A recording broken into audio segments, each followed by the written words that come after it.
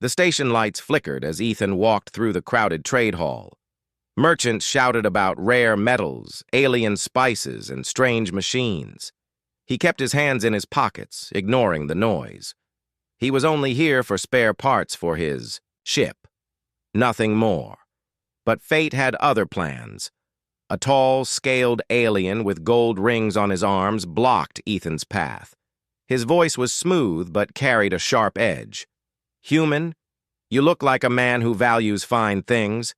Today I have a gift for you, free of charge." Ethan narrowed his eyes. "I don't want anything from you." "Ah," the alien chuckled, showing sharp teeth. "Wait until you see. It is something unique." Before Ethan could turn away, the alien waved to his servant. A small figure was pushed forward. She stumbled, almost falling, and when she looked up, Ethan saw her face.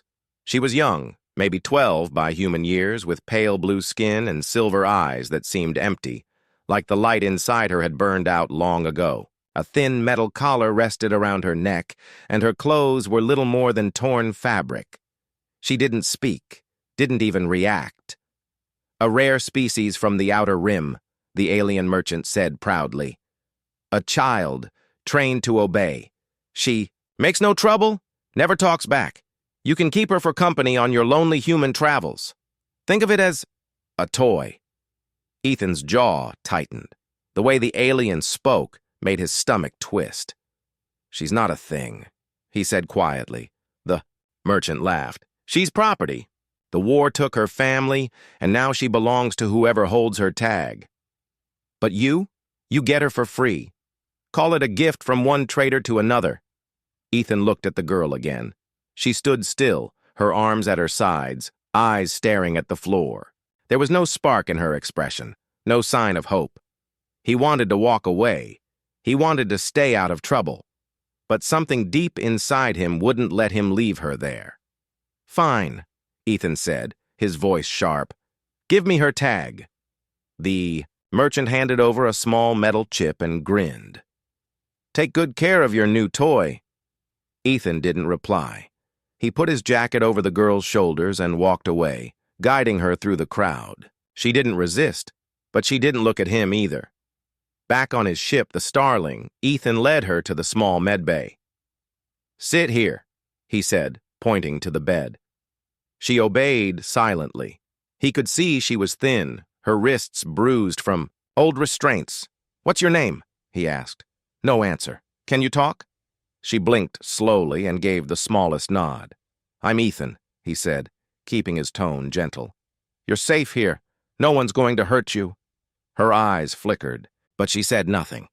He fetched a bowl of warm stew from the galley and placed it in her hands. She stared at it for a moment before eating slowly, like she was afraid it might be taken away. As she ate, Ethan worked quietly at the console, scanning the metal collar. It had a basic ID tag that could be deactivated, but removing it entirely would take special tools. He didn't like the idea of leaving it on her, but he also didn't want to risk hurting her by forcing it off. When she finished the food, she placed the empty bowl in her lap and waited. Ethan took it, washed it, and brought her a blanket. "You can rest here tonight. I'll get you proper clothes tomorrow." She curled up on the bed without a word. Later that night, as the ship drifted in orbit, Ethan sat in the pilot's chair, thinking. He didn't know her story, but he could guess. War orphan. Sold into slavery. Passed from owner to owner until she became too quiet to notice. He didn't want to be her owner. He wanted to be the person who gave her life back. The next morning, she was awake early, sitting quietly in the corner of the medbay. Ethan brought her fresh clothes, soft pants and a shirt from his storage. "These are for you," he said. She took them slowly, as if unsure if she was allowed. Then she changed in the small bathroom and returned, standing in the doorway. "Better," Ethan said with a small smile. "You should have a name that's yours. Do you already have one?" After a long pause, she whispered, "Lyra."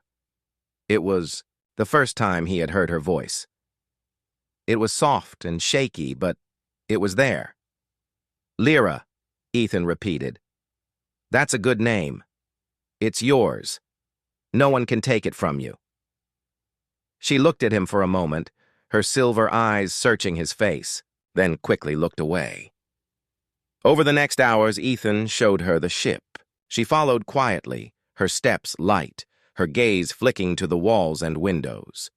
When they reached the observation deck, she stopped.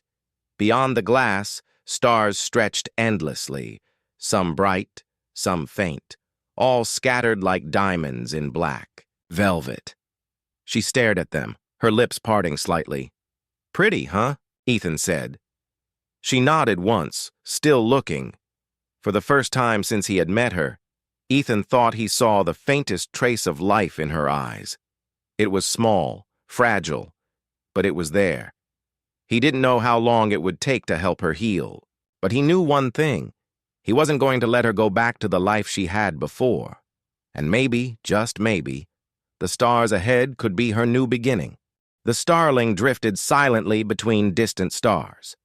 Inside, the hum of the ship's engines was the only constant sound.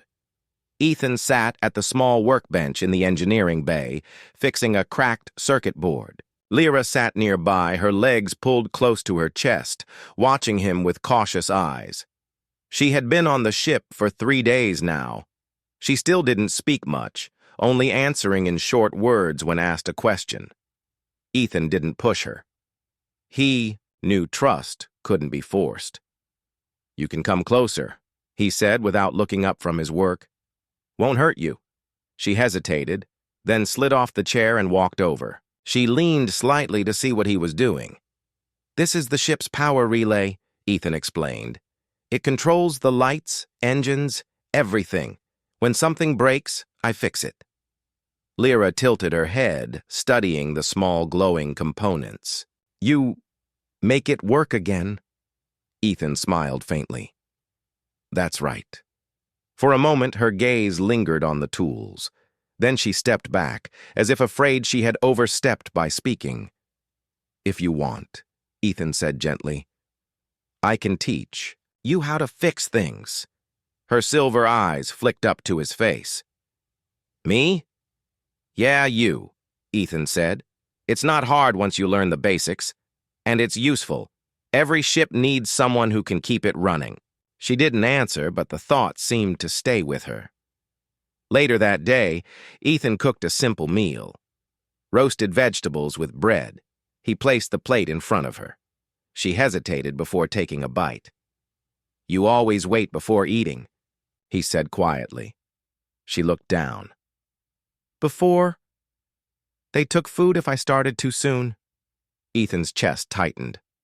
No one here will take your food. If it's given to you, it's yours. Understand? She nodded slowly. After they ate, Ethan took her to the observation deck again. The stars were brighter here, a thick cluster of light against the dark. Lyra stood by the glass, her hands pressed lightly against it. Do you know the names of any of those stars? Ethan asked. She shook her head. He pointed. That one is Sirius. Brightest star from Earth's view. That one's Rigel. And over there? That's Vega. Lyra listened carefully, her eyes following his hand. They are far? Very far, Ethan said. But ships like ours can cross the distance. She was quiet for a long moment, then asked, Will you take me far away? Ethan glanced at her. If you want, anywhere you choose. Her lips moved as if she wanted to say something more, but no words came out. Instead, she stayed by the glass until it was time to sleep. Over the next week, Ethan noticed small changes in her. She started asking short questions about the ship, about the food, about the stars. She began to follow him when he worked, sometimes even handing him tools without being asked. One afternoon, while repairing a panel, Ethan accidentally dropped a small screwdriver. It rolled under a crate. Before he could get it, Lyra crawled under and retrieved it, holding it out to him. Thanks, he said. Good reflexes. Her mouth twitched into the smallest smile, but the change was fragile. One evening, a docking request came from a neutral space station. Ethan needed supplies, so they landed. As they walked through the station's marketplace, Lyra stayed close to him, her eyes darting nervously. The crowd was full of different species, some glancing at her with curiosity, others with recognition. At one stall, an alien trader looked at her collar and smirked. "How much for the girl? I'll pay double." Lyra froze. Ethan stepped between them, his voice sharp. "She's not for sale. Ever." The trader shrugged, muttering something in his own language, and turned away. Lyra's hands trembled as they left the market. Back on the ship, she sat silently in the corner, knees drawn. Up. Ethan crouched in front of her. "Lyra, listen to me," he said firmly. "No one can take you from me, and I won't let anyone try. You're not property. You're free." Her voice was barely a whisper. "Free? Free means you choose where you go, what you do, who you are," Ethan explained. "It's your life. No one owns it." Her eyes filled with something he hadn't seen before, uncertainty mixed with hope. That night, she didn't sleep in the medbay bed. Instead, she came to the small lounge where Ethan was working and curled up on the couch nearby. She didn't speak, but she stayed close until morning. In the days that followed, Ethan began teaching her basic repair skills. She learned how to use a scanner, identify damaged circuits, and replace worn-out wiring. Her hands were small, making her good at working in tight spaces. One afternoon, she managed to fix a flickering light panel on her own. When it came back on, she looked at Ethan almost shyly, as if asking for approval. "Nice work," he said, with a smile. "You're getting good at this." She looked away, but he saw the faint glow of pride on her face. In the quiet of the ship's night cycle, Ethan sat in the cockpit, watching the endless stretch of stars ahead. He thought about how far Lyra had come in just a short time. She still had a long way to go. Her voice was still soft, her trust still fragile. But she was changing, slowly, like ice melting under the sun. And for the first time, Ethan believed she might not just survive, she might truly live. The starling moved quietly through the shadow of a nebula, its soft blue clouds glowing faintly against the darkness. Inside, the air was warm, filled with the faint hum of the ship's systems. Ethan was in the galley, stirring a pot of stew. Lyra sat at the small table, tracing shapes on the surface with her fingertip. It had been 2 weeks since Ethan took her from the merchant. The change in her was small but clear. She spoke more now, asked questions, and sometimes even gave short answers that weren't just yes or no. "Can you pass me that spice jar?" Ethan asked, nodding toward the counter. She got up, reached for it, and handed it to him. "This one?" "Yeah," he said, smiling. "Thanks, Lyra." She nodded and sat down again. "What is it for?" "Adds flavor," Ethan explained. "Humans like food to taste different. Some like it sweet, some salty, some spicy." She tilted her head. "I don't know what I like." "Then we'll find out," he said. "You'll try different things, and you'll decide." Her silver eyes watched him for a moment longer before she looked back at the table. Later, after they ate, Ethan suggested they go to the observation deck. Lyra followed him there, her steps lighter than before. The view this time was breathtaking. Streams of colored gas twisting through space, lit by distant stars. Lyra's lips parted slightly. "Beautiful," she whispered. Ethan glanced at her. It was the first time she had used that word. He leaned against the railing. "You know, back on Earth, we have a saying, every star has a story. People like to imagine each one is home to something special." She kept looking at the lights. "Do I have a story?"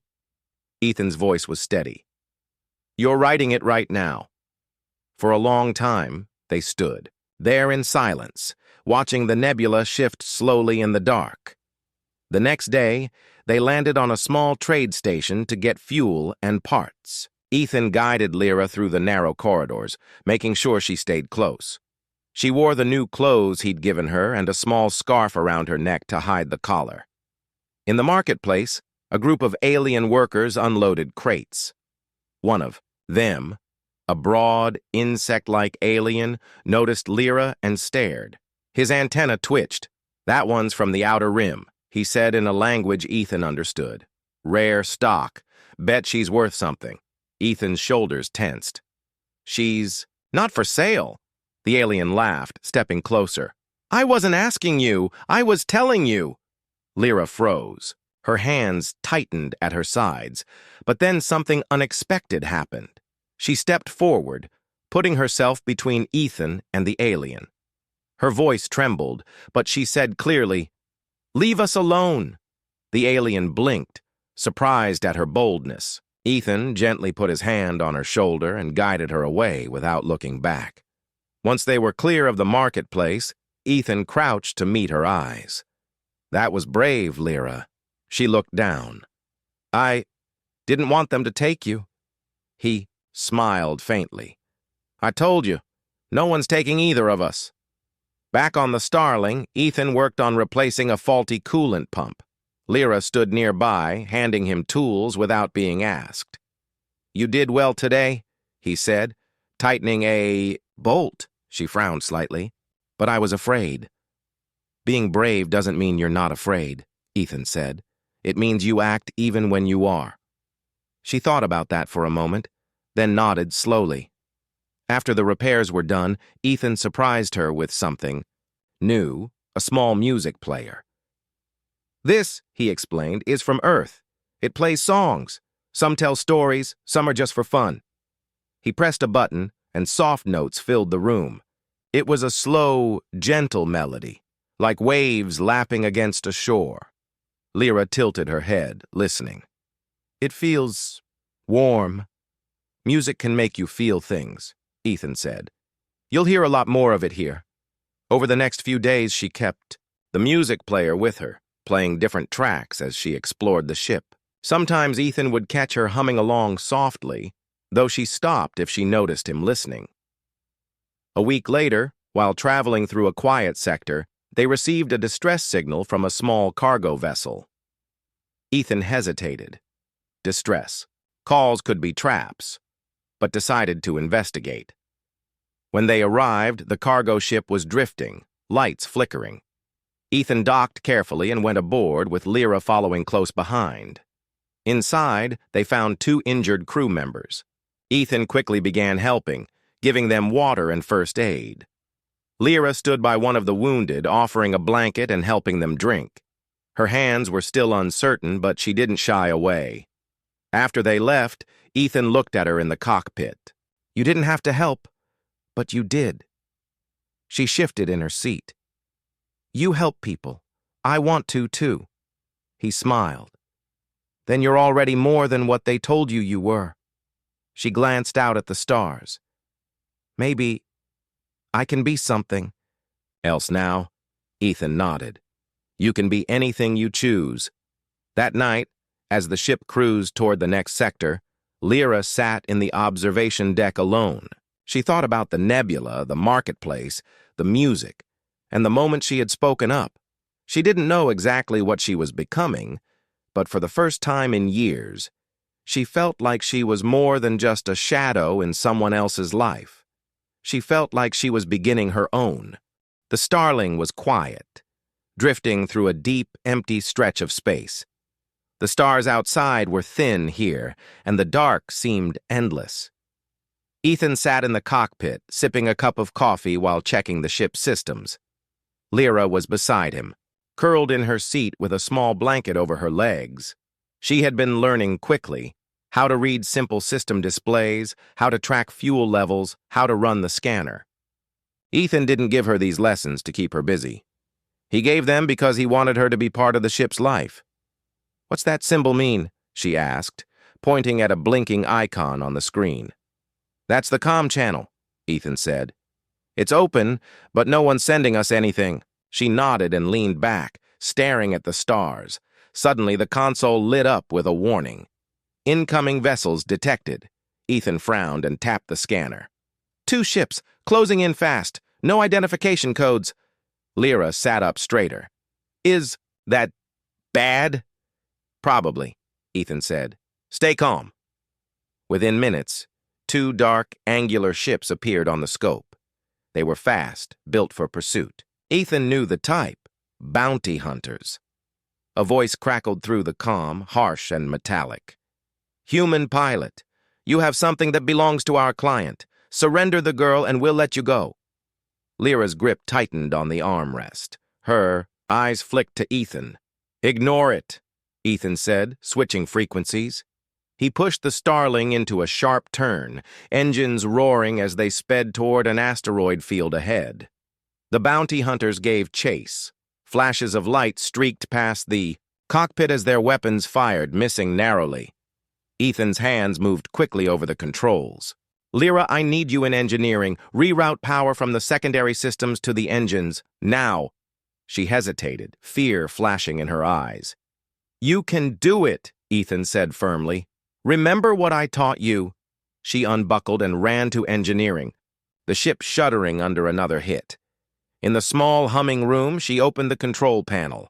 Her hands trembled as she pulled the right cables and redirected power to the engines. Done, she called over the intercom.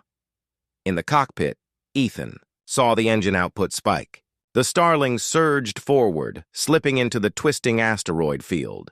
The bounty hunters followed, but the larger ships struggled to maneuver in the narrow gaps. Ethan wove through tumbling rocks, using them as cover. Another shot skimmed the Starling's hull. Alarms wailed.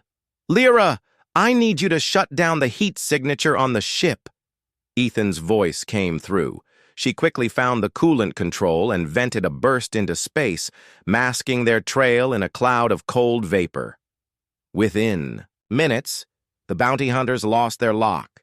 Ethan guided the Starling deeper into the asteroid shadows, then cut the engines. The 2 enemy ships slowed, scanning the area, but eventually drifted away, unable to find them. In the silence that followed, Ethan let out a long breath and called her to the cockpit. She appeared, her scarf slightly askew, her breathing quick. You did great, Ethan said, meeting her eyes. We wouldn't have made it without you. She shook her head. I was scared. Me too, he admitted. But fear doesn't mean you stop. You kept going and that saved us. For a moment she was quiet. Then she asked softly, Why do they want me? Ethan's face hardened. Because some people think they can own others. They don't like it when someone takes away what they think is theirs. Her hands clenched at her sides. I'm not theirs. No, Ethan said. You're not. They stayed hidden in the asteroid field for hours, letting the danger pass. Later, when the ship's systems were stable, Ethan found Lyra in the observation deck. She was sitting cross-legged, staring out at the massive rocks drifting by. I thought I would freeze, she said quietly. Like before, when people shouted at me or told me what to do. But I moved. You've changed, Ethan said, sitting beside her.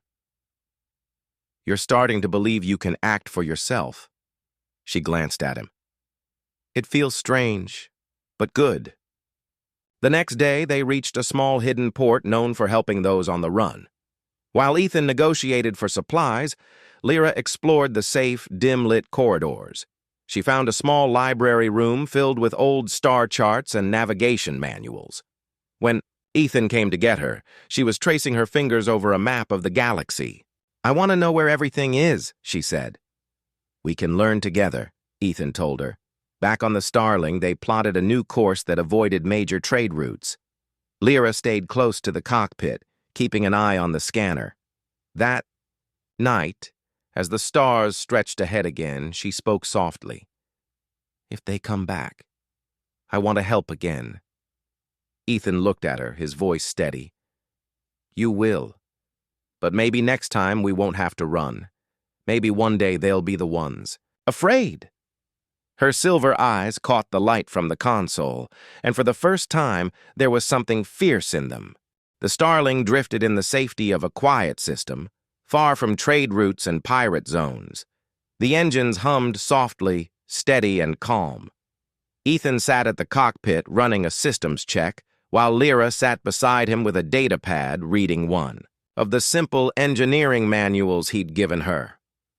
But her hand kept going to her neck. Her fingers brushed over the cold metal collar that had been there for as long as she could remember. Ethan noticed. "Does it hurt?" he asked. She shook her head slowly. "Not hurt, but heavy. Always heavy." He looked at her for a long moment. "Then it's time we get rid of it." Her silver eyes widened. "You can?" "I can," Ethan said. "But it's not as simple as cutting it off. It has an ID tag and a security lock. If I do it wrong, it could damage the skin or trigger a signal. But I know a place where we can do it right." She hesitated. "What if it doesn't work?" "Then we try again," he said firmly, "and again, until it's gone." 2 days later, they arrived at a hidden human outpost built into the side of an asteroid. It didn't appear on official maps, and only those who knew its coordinates could find it. As they docked, a tall woman in a dark jumpsuit met them at the airlock. "You must be Ethan," she said, shaking his hand. "And this is the girl?" "Lyra," Ethan introduced. "We need the collar removed." "Safely." The woman's expression softened. "You've come to the right place. Follow me." They walked through narrow, dimly lit halls until they reached a workshop filled with tools and scanners. Lyra sat in a padded chair as the woman examined the collar. "Old model," the woman muttered. "Wired with a signal beacon. But nothing. We can't handle." She began working, using a small device to scan the locking mechanism. Ethan stayed beside Lyra, resting a hand lightly on the chair. "It's okay," he said softly. "You're safe." Lyra didn't speak, but she kept, her eyes on him as the woman worked. The collar made a faint clicking sound as the locks began to disengage. Finally, with a quiet snap, the metal ring loosened. The woman lifted it away and placed it on the table. For a moment, Lyra just sat there, touching her bare neck. Her breathing was slow, as if she was afraid it might come back. "You're free of it," Ethan said, her fingers pressed into her skin. "It feels light." Ethan smiled faintly. "That's because it's gone. No one can claim you now." Back on the Starling, Lyra sat in the observation deck, the collar resting on the table beside her. She turned it over in her hands, studying it like it was something strange. "I thought it was part of me," she admitted quietly. "Like it was always there. Now it's not." Ethan leaned against the wall. "It was never part of you. It was something someone put on you to control you. Now it's just a piece of metal." She set it down and looked out at the stars. "Then I'm really free?" "Really free," Ethan said.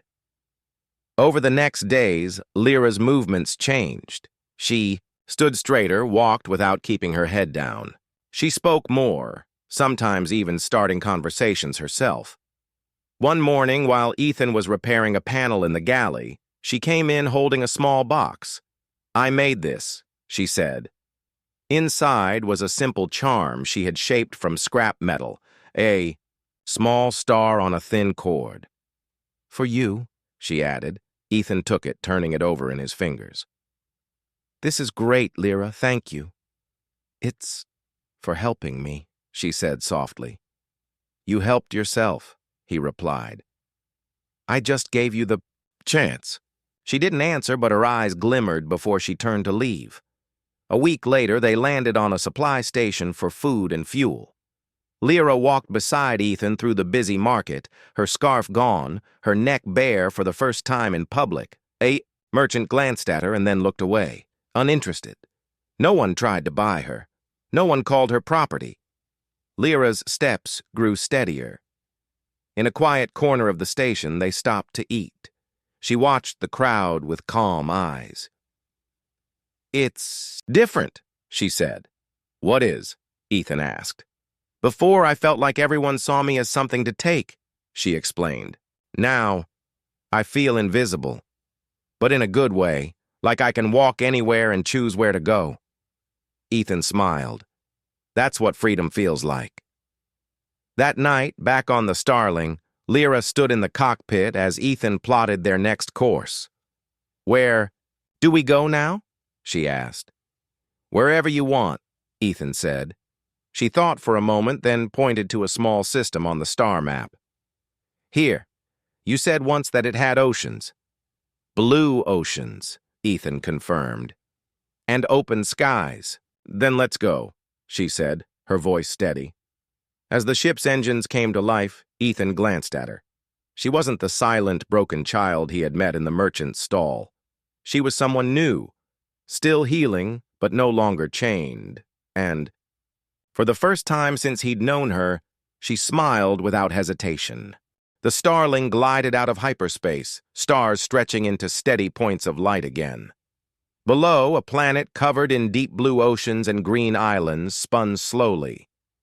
Lyra stood beside Ethan in the cockpit, her silver eyes reflecting the view. "It's beautiful," she whispered. "Just wait until you see it from the ground," Ethan replied, smiling. The planet was not on any major trade route, which made it quiet and safe. It was home to small fishing towns, open beaches, and people who minded their own business. Ethan had chosen it so Lyra could see a place without war, slavery, or constant danger. As they descended through the atmosphere, Lyra pressed her hands to the glass. White clouds rolled past, and the blue of the ocean shone like polished stone. When they landed on a small coastal platform, the smell of salt and warm air filled the ship. Lyra stepped outside and froze. The sound of waves, the cry of seabirds, and the cool breeze against her face were unlike anything she had known. "Go ahead," Ethan encouraged. She walked to the edge of the dock and knelt, touching the water. It was warm, gentle, alive. She smiled without even thinking about it. For the next few days, they stayed in a small guest house overlooking the water. Lyra wandered the sandy shore, collecting shells and stones. She laughed when tiny fish darted between her toes in the shallows. Ethan watched her from the porch one afternoon, a quiet pride growing inside him. She was no longer the child who kept her head down and waited for orders. She was curious. She explored. She asked questions. But even in this peaceful place, he knew the galaxy beyond still held people trapped like she once was. And it was Lyra herself who brought it up first. One evening, as the sun set in gold and pink over the water, she sat beside him on the porch steps. "There are others like me," she said quietly. "Still wearing collars? Still afraid?" Ethan nodded slowly. "There are. Too many." "We could help them," she continued, looking at him with steady eyes. He studied her for a moment. "That's a dangerous road, Lyra." "So was saving me," she said simply. He couldn't argue with that. A week later, the Starling lifted off again, leaving the calm shores behind. Their destination was a mining station known to be a hub for illegal trade, including the buying and selling of people. Ethan had contacts there, people who disliked slavery but had no power to fight it alone. Together, they formed a plan.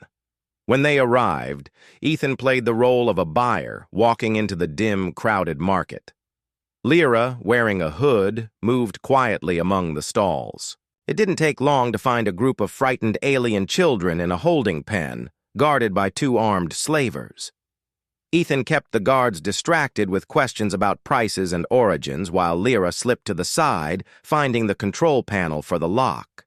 Her hands worked quickly. Months ago, she would have been too afraid to even stand here. Now she was calm, focused. With a quiet click, the lock released. She stepped back and the children slipped out, guided by Ethan's contact waiting in the shadows. By the time the slavers realized what was happening, the children were already gone. Ethan and Lyra walked away in the crowd, blending in until they reached the Starling.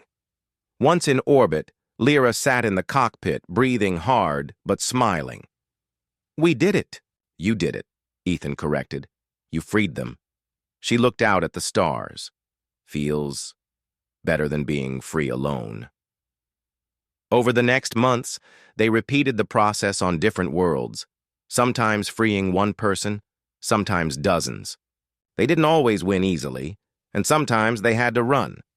But every time they escaped, Lyra's determination grew stronger.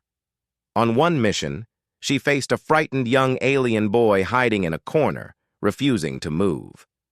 She knelt and told him, "I was like you. I was afraid too. But someone helped me, and now I can help you. Come with me." The boy took her hand. After they were safe, Ethan saw the look in her eyes. Pride, but also something deeper. One night, while the ship drifted in the quiet space between systems, Ethan found her in the observation deck. She was sitting cross-legged, the stars spread out before her. "Thinking?" he asked. "Yes," she said. "About how you saved me." He sat beside her. "Lyra, the truth is, you saved yourself. I just opened the door. You stepped through it." She tilted her head. "Maybe, but if you hadn't taken me from that merchant, I wouldn't be here." Ethan smiled faintly. "Then I'm glad I was there that day." She looked back at the stars. "You once told me every star has a story. Maybe mine is that I was broken, but now I help fix others." "That's a good story," Ethan said. Their journey continued, the Starling carrying them from one world to another. And in every place they went, there were fewer chains, fewer collars, and more people who could look up at the stars and believe they belonged to no one. Lyra was no longer the silent, empty-eyed child Ethan had first met. She was strong, steady, and unafraid to stand between danger and the innocent. And Ethan knew, no matter where the galaxy took them next, she would never lose her soul again.